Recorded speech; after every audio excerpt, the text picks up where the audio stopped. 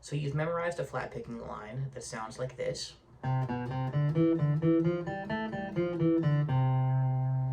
And now I want to show you how to create all kinds of variations to make this line longer, make this line shorter, make it have rhythmic variations, and even adding different notes like the flatted third and the flatted fifth and the flatted seventh and even the sixth are all notes we can add to this line to create some cool flavors. As the line exists now, it's just a major scale run that targets chord tones. Notice that every time I accent a downbeat, like for example here, and here, and here, those down picks are the root, the third, and the fifth of the chord. By hitting the chord tones on the downbeats, to me is why that lick sounds more in the pocket than when I was learning, say, like rock and roll licks like this.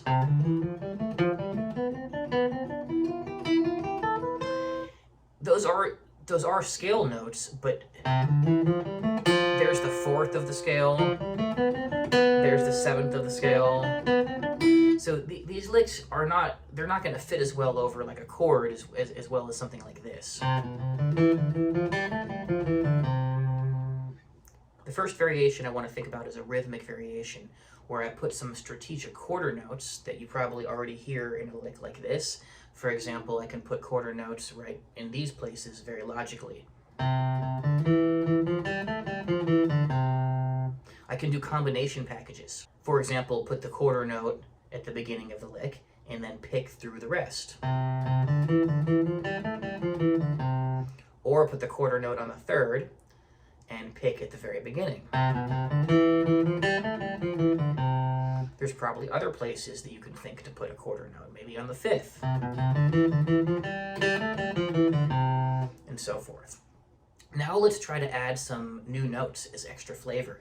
For example, I can add the flatted third. Very subtle, but watch this. I go...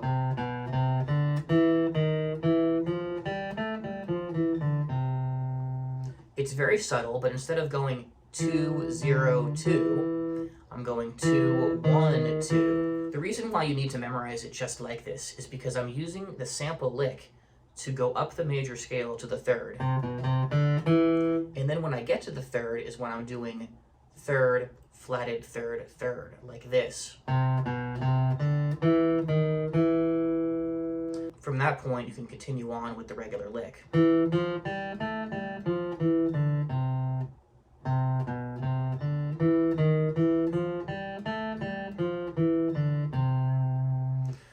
We can also add a flatted fifth, like this.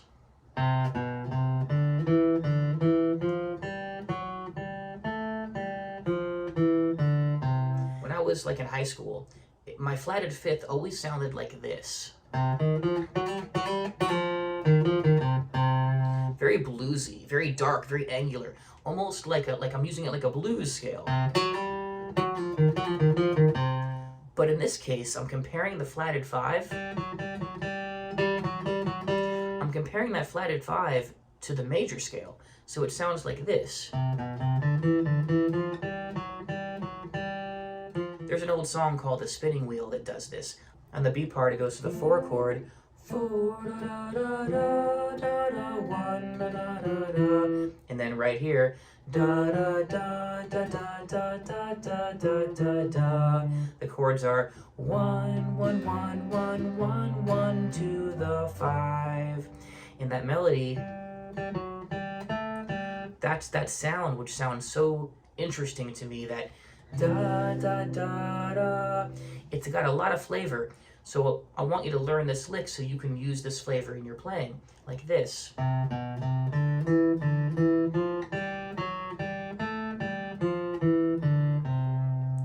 Notice that I use the flat 5 after hitting the regular fifth. But then when I'm ready to head home, I'm done with the flatted 5, and I go back to the major scale.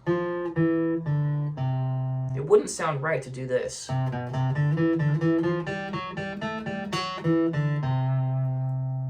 Well, I mean, it could sound right, but in this case, you know what I mean.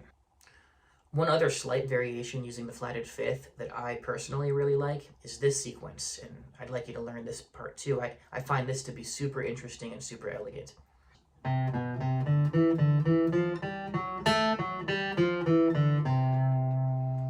The interesting sequence is this sequence right here. When you're done with that sequence, make sure you go back to the major scale.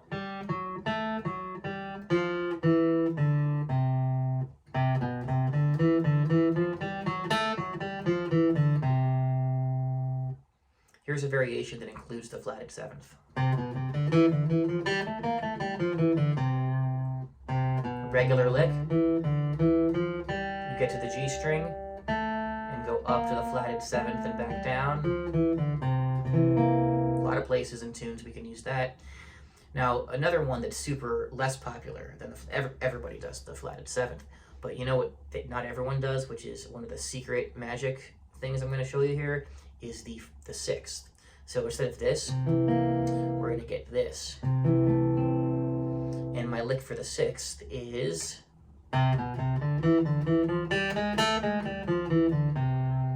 It's just like I'm putting the seventh on top,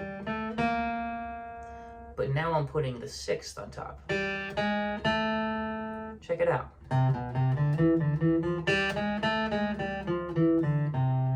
I'd like to also explain how to break this down into smaller fragments. When you learn this lick, again, same sample,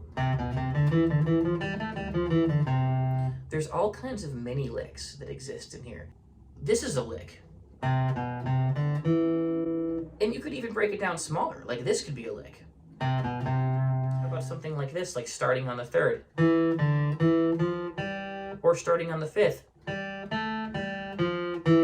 That creates so many variations just starting the lick in different locations. Like if you skip all this, skip, skip, skip, skip, skip, skip, skip, skip, and then start here. What if I want to double back in the middle?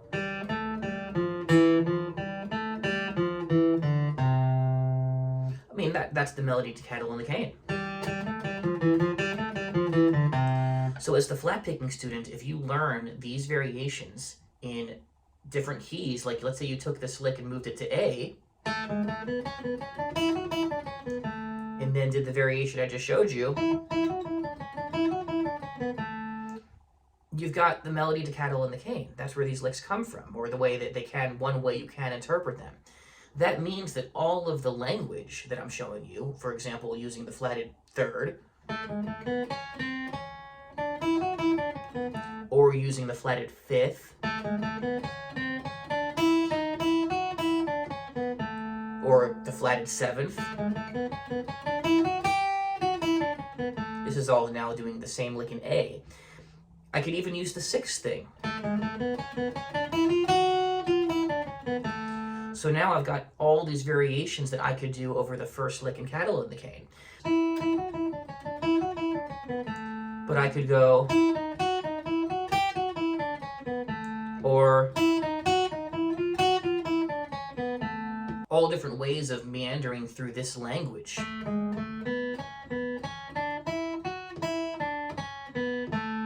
All these licks are birthed from that lick. If you want to get the most out of this lesson, make sure you learn all of these variations over G also. And then learn them over D also. So you can start to use all of these different variations over the G and the C and the D.